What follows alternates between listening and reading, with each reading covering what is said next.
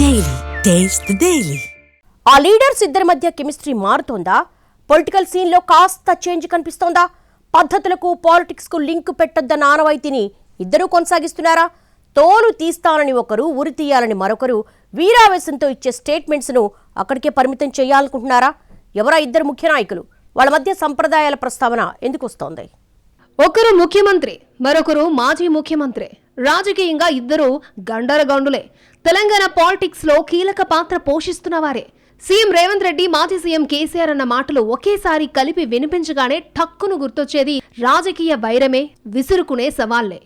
Revanth Reddy direct గా కేసీఆర్ ను attack చేస్తుంటే ఆయన మాత్రం నేరుగా రేవంత్ పేరు ప్రస్తావించకుండా ఆయనకు తగిలొచ్చేలా ప్రభుత్వాన్ని టార్గెట్ చేస్తూ ఉంటారు. ఇటీవల ఇద్దరి మధ్య మాటలు గట్టిగానే తూలాయి. నాలుక కోతలు, ఉరితీతల దాకా వెళ్లింది వ్యవహారం. అయితే తాజాగా కనిపించిన ఓ దృశ్యం మాత్రం అంత పొలిటికల్ హీట్లో కూడా ఒక ఆహ్లాదకరమైన సన్నివేశాన్ని ఆవిష్కరించింది. ఇప్పుడు యావత్ తెలంగాణ సమాజం దీని గురించే మాట్లాడుకుంటోంది. తెలంగాణ కుంభమేళాగా పిలుచుకునే మేడారం సమ్మక్క సారళమ్మ మహాజాతర పేరుతో రాజకీయాలకు, మాటల తూటాలకు అతీతంగా కనిపించింది ఈ దృశ్యం. రాష్ట్ర ప్రభుత్వం తరపున మంత్రులు కొండా సురేఖ, సీతక్క కలిసి ప్రతిపక్ష నేత కేసీఆర్ ఇంటికి వెళ్లి ఆయన్ని సమ్మక్క సారళమ్మ జాతరకు ఆహ్వానించారు. ఎర్రవల్లి ఫామ్ హౌస్ లో స్వయంగా ఇద్దరు మంత్రులు ఆయనకు ఆహ్వాన పత్రికను అందించారు. ఈ భేటీలో ఎక్కడ రాజకీయ వ్యవహారాలు కనిపించకుండా, వాటి తాలూకు విభేదాల మాటలు లేకుండా కేవలం సంప్రదాయం, ఆత్మీయతలే కనిపించడం గురించి ప్రత్యేకంగా మాట్లాడుకుంటోంది తెలంగాణ సమాజం. పొలిటికల్ కంపు లేకుండా పద్ధతులు పాటిస్తే ఎంత బాగుందో కదా అంటూ ప్రశంసిస్తున్నారు చాలా మంది. తన ఇంటికొచ్చిన మంత్రులను కేసీఆర్ కూడా ఆత్మీయంగా పలకరించి బాగున్నారా తల్లి అంటూ అడగడంతో అంతకు ముందున్న కాస్తో కూస్తో ఉద్విగ్న భరిత వాతావరణం కూడా మారిపోయిందట.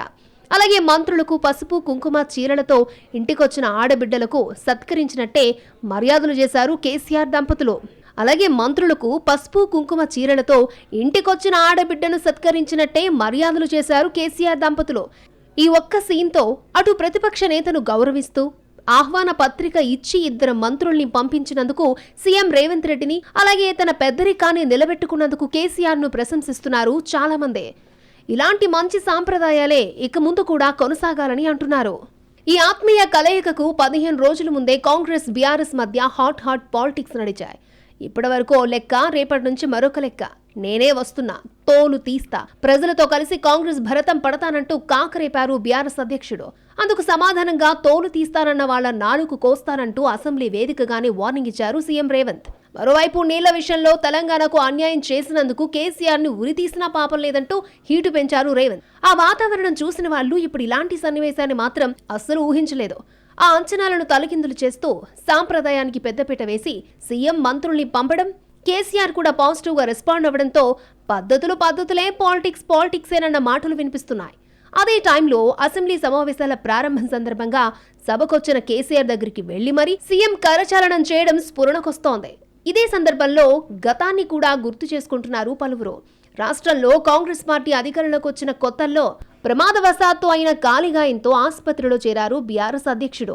అప్పుడు సీఎం రేవంత్ రెడ్డి ఆసుపత్రికి వెళ్లి ఆయన్ని పరామర్శించి మంచి సంప్రదాయానికి తెరతీశారంటూ ఇప్పుడు మరొకసారి గుర్తు చేసుకుంటున్నారు. అలాగే ఆ తర్వాత సెక్రటేరియట్ లో తెలంగాణ తల్లి విగ్రహావిష్కరణకు రావాలని కోరుతూ మంత్రి పొన్నం ప్రభాకర్ ఫామ్ హౌస్ కు వెళ్లి కేసీఆర్ ని కలిశారు. అప్పుడు కూడా పొన్నంని సాదరంగా ఆహ్వానించిన కేసీఆర్ ఆయనతో కలిసి భోజనం చేసి సాదరంగా సాగనంపారు.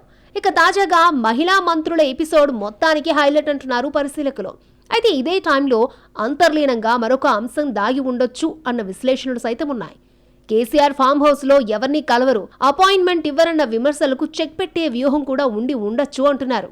ఎవరి అభిప్రాయం ఎలా ఉన్నా ఓవరాల్ గా ప్రజాక్షేత్రంలో కత్తులు దూసుకుంటున్నా, పరుష పదజాలంతో దుమ్మెత్తి పోసుకుంటున్న నాయకులు సంప్రదాయాల విషయంలో మాత్రం పద్ధతిగా ఉండడం మంచి పరిణామమే అంటున్నారు పొలిటికల్ పరిశీలకులు.